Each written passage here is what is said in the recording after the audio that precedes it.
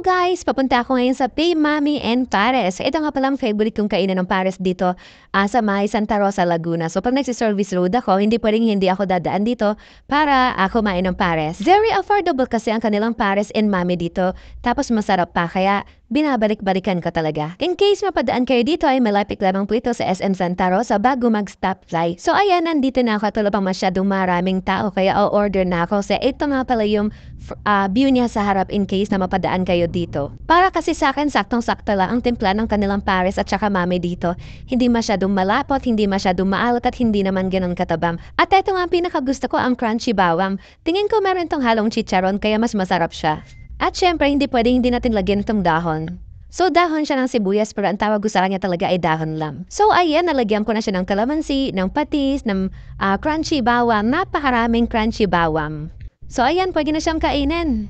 At syempre, hindi mawawala ang napakalamig na soft drinks. With matching yellow, ay napaka-refreshing naman talaga ang bongga. So, ayan mga lods, ubus na lasang ulit talaga. And biyahe mo na ako. Thank you for watching everyone. Have a nice day. Bye-bye!